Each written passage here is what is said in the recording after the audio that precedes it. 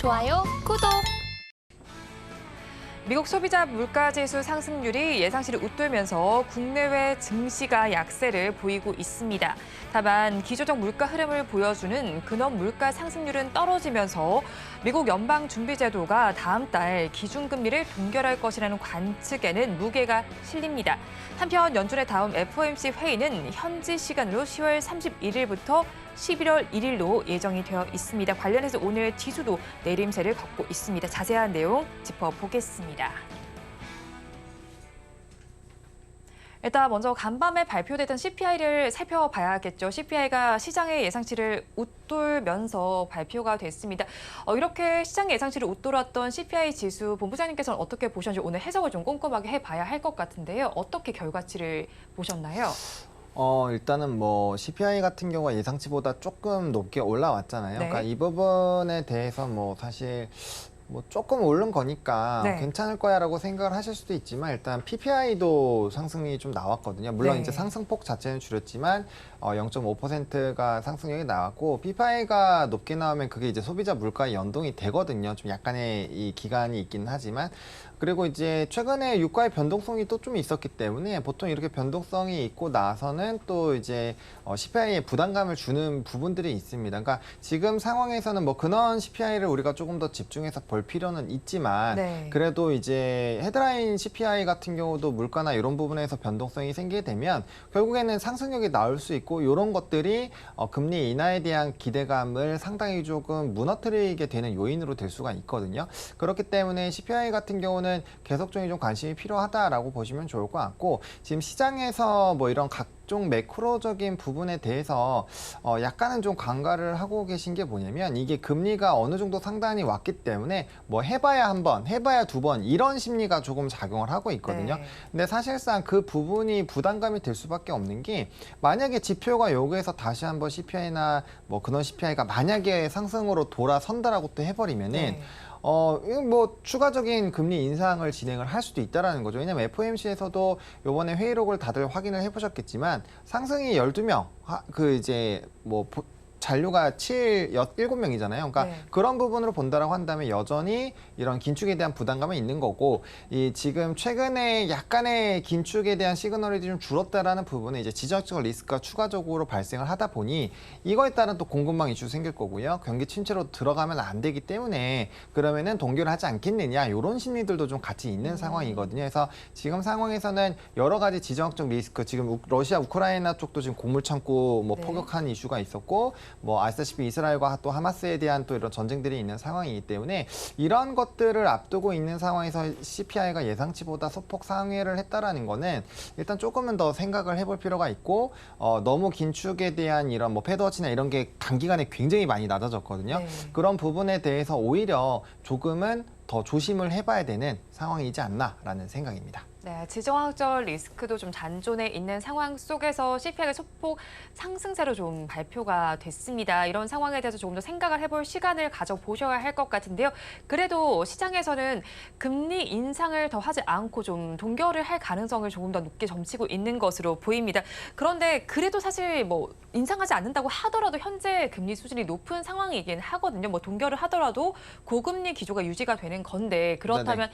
이렇게 고금리 기조가 장기화된다면 글로벌 경제에 어떤 충격을 또 주게 될까요? 뭐 아시겠지만 이제 투자나 이런 부분이 줄어들 수가 있고요. 당연히 기업에 대한 이런 부담감들이 확대가 네. 될 수밖에 없죠. 특히나 뭐 기술주, 성장주 이런 쪽이 쉽지 않고 또 부채가 상당히 많은 지역들 또 우리나라 같은 경우는 뭐 금리 차에 대한 유지가 계속되고 있으니까 이게 떨어져 조면 우리가 동결하면서 상황이 좋아질 텐데 그게 또 아니기 때문에 네. 뭐 외국인의 수급 여전히 뭐 오늘 같은 경우도 현물에서의 좀 수급 이탈이 나오고 있잖아요. 지금 9월 중순부터 계속적으로 외국인은 팔고 있는 상황이거든요. 네. 뭐 전거래일에 옵션 만기일에서 좀 대량 선물에서는 매수가 들어오긴 했지만 또 다시 한번 매도로 넘어가고 있는 상황이어서 수급적인 부담감은 상당히 좀 있다라는 부분들. 그리고 이렇게 진행이 된다라고 한다면 사실상 증시에는 좀 부담스러울 수밖에 없죠. 그리고 고금리 부분이 유지가 되는 거에서 또 네. 결과적으로는 지금 보시면은 12월 달에도 25bp 인상이 31%이잖아요. 그러면은 네. 만약에 저 확률이 높아지게 된다면 시장에서 기대했었던 또 인하 시기가 당연히 또 뒤로 밀리겠죠. 네. 그런 것들까지 다 감안을 해본다라고 한다면 부담스러울 수밖에 없다라고 보시는 게 맞지 않을까 싶습니다. 그렇죠. 뭐 지금도 뭐 12월에 25 베이시스 포인트 인상이 31%인데 사실 이것보다 수치가 높아질 가능성도 뭐 있는 거고요. 뭐 낮아질 그렇죠. 가능성도 있겠지만 앞으로 발표되는 경제 지표를 한번 계속해서 살펴보셔야 될 시점인 것 같습니다. 한편 또 러시아군이 우크라이나의 러시아 이제 곡물 창고를 좀 공격했다라는 소식이 전해져 앞서서 이제 본부장님께서 짚어주셨는데 그렇게 네네. 되면서 곡물과 사료주는 급등을 했습니다. 거기에 또 지정학적 리스크가 있으면서 유가도 또 자극을 받고 있는 만큼 앞으로의 곡물가가 치솟을 가능성도 있습니다. 그렇다면 사료와 곡물주 오늘장의 주가와 또 추가 앞으로 어떻게 될지는 어떤 시각으로 저희가 봐야 할까요? 그러니까 이제 처음에 러시아 우크라이나 전쟁이 났을 때는 네. 좀 시세 분출의 연속성이 좀 있게 나타났거든요. 왜냐하면 그때는 당장 우크라이나가 가지고 있었던 이 생산량, 전 세계에서 좀 가지고 있는 이런 생산량과 또 흑해나 이런 쪽으로 나가는 곡물의 양이 굉장히 많았기 때문에 그 부분이 예상치 못하게 타격을 확 받으니까 연속성 있게 좀 올라갔는데 지금 같은 경우는 전쟁이 계속적으로 진행이 되고 있고 사실상 곡물 창고를 공격을 하거나 아니면 또 항만을 막거나 여러 가지 이슈들이 또 발생을 할 수 있는 상황이었고 러시아가 계속적인 곡물 협정을 또 연기하는 이슈들도 좀 있었잖아요. 그렇기 때문에 저는 조금 단기적으로 보시는 게 맞지 않을까라고 보고 있는 상황이고요. 물론 이제 곡물 창고가 공격을 받았고 해당 부분에 대한 피해가 얼마나 컸는지는 아직 발표가 안 됐는데 네. 안 됐습니다. 만약에 뭐 곡물 창고에 있는 모든 게 다 전소됐다 이러면 또 추가적인 상승이 나오겠지만 네. 만약에 일부만 소실이 되거나 한다면 사실상 오늘의 좀 지수 주가에 영향을 받은 부분들이 이미 좀 선반영이 되어 있다라고 보시는 게 맞지 않을까라고 보고 있고요. 물론 또 이제 변수 같은 경우 지정학적 리스크 갑자기 뭐 엄청나게 커진다거나 네. 그러면은 이제 아무래도 먹는 거에 대한 관심도가 높아질 수밖에 없거든요. 근데 지금 같은 경우는 좀 증시도 어렵고 뭐 금리에 대한 부담감이 커지고 있는 상황에서 어쨌든 지정학적 리스크들이 굉장히 좀 부각이 되고 있기 때문에 그와 연관된 종목군들이 좀 대거 움직이고 있다라고 보시면 좋을 것 같고 이전에는 선물 가격도 같이 동행해서 급등이 나왔거든요. 네. 근데 사실상 지금 뭐 세계 뭐 이제 식량 가격 지수라든지 이런 부분을 보시더라도 그렇게 큰 변동은 없습니다. 보통 이렇게 해서 좀 지정학적 리스크가 강해지고 거기에 따른 정말 부담감이 있다라고 한다면 선물 가격까지 같이 급등이 나와줘야 돼요. 근데 네. 그렇지 않고 있는 상황이어서 그리고 재고량이 생각보다 일부 지역에서 생산량이 좀 잘 나왔기 때문에 좀 기후가 안 좋았음에도 불구하고 일단 재고는 좀 어느 정도 있는 상황이거든요. 그래서 그런 부분에서 연속성 있게 좀 큰 변화를 이뤄내기는 뭐 좀 쉽지는 않을 것 같다라는 생각입니다. 일단은 뭐 단기적으로 바라보면 좋겠다는 의견을 주셨고 거기에 사실 뭐 이제 저희가 오늘 살펴봤을 때는 그래도 오늘은 또 곡물과 사료주가 움직이는 만큼 대장주격으로도 움직이는 종목들이 있잖아요. 미래생명자원의 경우에는 지금 21%대 강세를 보여주고 있고요. 그리고 고려산업의 경우에도 12%대, 그다음으로 한일사료는 10%대, 이 팜스토리는 8%대 강세를 보입니다. 그런데 지금 모든 종목들이 양봉을 띄우고는 있지만 윗꼬리를 달고 있는 상황이긴 합니다. 네네네. 앞서서 뭐 단기적으로 봐도 좋겠다라는 말씀 해주긴 하셨지만 그래도 뭐 지정학적 리스크도 있지만 기후 변화 이슈도 있는 만큼 앞으로 조금 더 장기적으로 볼 뭐 가능성은 없을까요? 그러니까 기후 변화로 사실상 이런 이제 곡물 쪽이 영향을 받으려면은 라니냐 효과가 지속이 되고 있는 상황에서 이런 공급망 이슈가 나오거나 아니면 작황이 굉장히 어려워지면 보다 더 강한 힘이 발생이 될 수 있는데 현재는 이제 라니냐 효과가 끝나고 이제 엘니뇨로 바뀌어 있는 상황이잖아요. 엘니뇨에서는 이제 소프트 곡물 뭐 예를 들면은 뭐 이 커피라든지 뭐 설탕 이런 소프트 곡물 쪽에 대한 네. 작황이 좀 어려워지거든요. 그래서 오히려 만약에 그런 쪽으로 기후 변화로 보신다고 한다면 지금은 그냥 설탕만 보시는 게 맞지 않을까. 설탕도 근데 사실상 기후에 대한 부분으로 좀 주요 생산지에서 생산이 좀 막히는 흐름들과 네. 플러스 알파로 이제 보호 무역주의가 같이 엮이면서 13년 만에 최고치를 갱신을 했잖아요. 그래서 네. 만약에 기후 쪽으로 보신다면 그쪽으로 보시는 게 맞다라고 보고 있고요. 지금 일반적인 곡물 쪽을 뭐 소맥이나 이런 쪽을 보신다라고 한다면 이건 그냥 지정적 리스크 그리고 공급망 이슈, 그다음에 창고에 대한 공격 이런 거에 따른 이제 시장에서의 이런 인지도가 높아지는 그런 것들이 좀 작용이 됐다라고 보시는 게 맞고요. 또 관련된 종목군들이 굉장히 많은데 네. 통상적으로 항상 이제 미래생명자원이나 뭐 한일사료 이런 종목군들이 좀 선발적으로 좀 움직이는 종목군들이긴 하거든요. 그렇기 때문에 해당 종목군들 만약에 접근을 하신다면 이런 종목군들로 접근하시는 게 맞고요. 지금 이런 애매한 시간에는 접근하시지 말고 오히려 종가 매수를 하시거나 아니면 시초에 매수하셔가지고 좀 짧게 끊어서 대응을 하시는 그런 부분으로 하셔야 됩니다. 특히나 이런 시장에서는 좀 빠르게 수급이 옮겨 다니고 있거든요. 왜냐하면 한 1, 2주 정도만 하루에 움직였었던 섹터들을 좀 정리를 해보시면은 정말 매일매일 바뀌어요. 연속성 있게 가는 네. 그런 산업이 거의 없거든요. 그렇기 때문에 빠르게 좀 변화하는 그런 시장에서의, 그리고 또 시장이 안 좋은데 급등한 종목군들에서 계속적인 이슈가 플러스 알파가 되지 않으면 빠르게 차익을 하고 싶겠죠. 왜냐면 주가가 올라와 있는 상황이고 네. 너도 나도 수익권에서 팔기 시작을 할 수가 있기 때문에 그런 매물까지 부담을 생각하신다면은 정말 단기적으로만 보시는 게 맞지 않을까라는 생각입니다. 네, 정말 단기적으로 보면 좋겠고 뭐 조금 더 엘니뇨와 관련해서 소프트 곡물에 집중을 해보면 좋겠다는 의견을 주셨습니다. 그런데 뭐 소프트 곡물 중에서 뭐 설탕에 대해서 좀 얘기를 안 할 수가 없을 것 같습니다. 설탕 가격 역시도 급등을 하고 있고요. 최근 통계청에 따르면 최근에 설탕 가격은 지난 9월 이후 최고치를 기록하고 있다고 하고요. 또 지난달 설탕 물가 상승률을 살펴봤을 때도 전체 물가 상승률의 4.6배에 달하기도 했습니다. 그렇다면 설탕 가격이 이렇게 급등을 하고 있는 상황이잖아요, 본부장님. 네네. 이것과 관련해서 관련주도 오늘 주가 흐름은 어떻게 나타나고 있나요?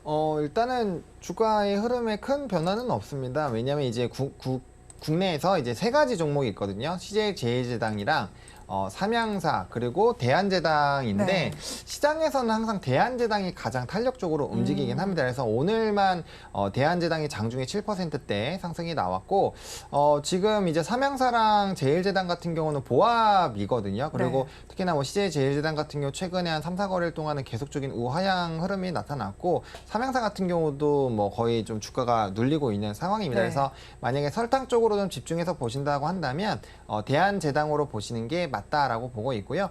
해당 종목 같은 경우도 조금 윗꼬리가 많이 달리는 상황이거든요. 네. 왜냐하면 최근에 주가가 한번 상승이 나왔다가 또 눌렸기 때문에 이렇게 조금 단기적으로 상승력이 나왔다가 빠르게 눌렸다 다시 올라가는 종목군들은 어쩔 수 없이 이제 발목에 잡혀 있으신 분들이 차익이 나올 수밖에 없거든요. 네. 그렇기 때문에 조금 주가의 변동성이 좀 강하게 나올 수는 있다라고 보시면 좋을 것 같고, 일단 국내에선 세 가지 기업들을 보셔야 된다라고 말씀을 드렸는데 이 설탕 가격에 대한 부분에서 좀 핵심적인 부분이 추가적인 보호무역지회가 확대가 되느냐가 네. 좀 핵심이지 않을까 싶거든요. 왜냐하면 이미 생산에 대한 문제점은 주가에 좀 어느 정도 반영이 되어 있다라고 보시면 좋을 것 같고, 지금 뭐 선물 가격이나 이런 부분들이 변동이 되더라도 세계 이제 그 식량 가격 지수 자체가 큰 변동은 없고 하향 안정화가 되어 있는 상황이어서 정말 그 정도를 뛰어넘을 만한 뭔가 이슈가 있지 않는다고 한다면 이전에 고가 라인을 뚫기는 좀 상당히 어렵다. 그래서 설탕에 대한 이슈가 좀 시장에서 부각이 되고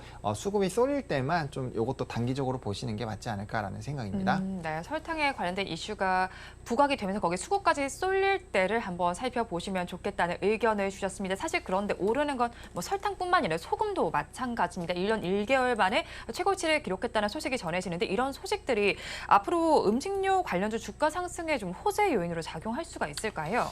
사실 이제 원재료 가격의 상승이 되는 거는 이제 지금은 안 좋죠. 네. 왜냐하면 이 원자료 가격이 높아질 때 이게 가격으로 소비자한테 가격을 전가를 해야 이런 음식료 업체들은 수혜를 보는 네. 그런 라인인데, 아시겠지만 라면 값이 이제 곡물 가격의 변동성이 생겨서 가격을 인상을 했는데 그게 이제 서민 물가에 부담이 된다라고 해서 국가에서 이제 얘기를 해서 가격을 인하를 해버렸잖아요. 그렇기 네. 때문에 현재 시점에서 이런 곡물 가격이나 원자재 가격이 올라간다고 해서 이걸 소비자한테 가격 전가하기가 국내에선 쉽지가 않습니다. 그렇기 때문에 지금 시점에서는 원자재 가격 상승은 음식료에게는 악재다라고 네. 보시는 게 맞다라고 보고 있고요. 그리고 사실상 이제 박리담의 상품들 같은 경우는 전가를 할 수 있는 퍼센테이지도 좀 제한되어 있기 때문에 사실상 원자재 가격이 급등을 하게 되면은 만약에 이런 앞서 말씀드렸던 이런 정부에서 제한을 하지 않더라도 좀 부담이 될 수밖에 없다라는 부분이고, 그렇기 때문에 음식료 쪽에서는 좀 수출에 많이 포커스가 되어 있는 네. 기업들 위주로 관심을 가지시는 게 좋지 않을까라는 생각입니다. 그렇죠. 원재료 가격이 오르는 게 일단 뭐 음식료 관련주에는 지금 당장은 부담 요소로 작용을 할 겁니다. 그런 만큼 수출에 조금 더 무게를 싣는 기업을 주목을 해보시면 좋겠는데요. 그렇다면 오늘 뭐 곡물과 사료주 그리고 음식료주까지 좀 살펴봤는데 어떤 섹터에서 토픽 종목을 가지고 오셨을까요? 음식료에서 골랐습니다. 네. 말씀 주신 것처럼 지금 시장에서는 이런 뭐 사료나 곡물 쪽이 탄력적으로 움직이겠지만 네. 사실상 이제 매수 클릭하시기가 쉽지 않을 거거든요. 네. 그렇다고 뭐 음식료가 안 올랐냐? 그건 또 아니에요. 그렇지만 이제 수출이나 이런 데이터 실적이 나올 수 있는 산업이기 때문에 뭐 이제 어느 정도 포트의 조정이 가능하다라는 거죠. 그래서 음식료 쪽에서 삼양식품을 들고 왔고요.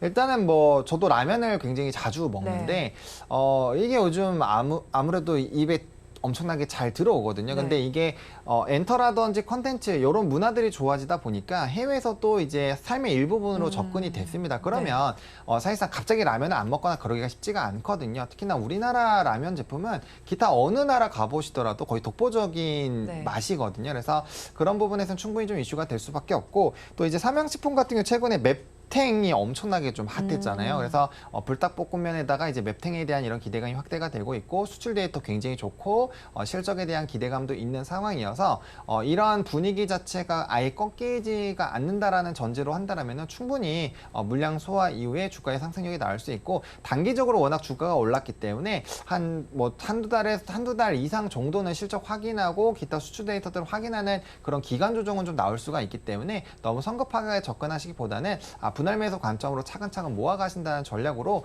대응을 해보시면 어떨까라는 생각입니다.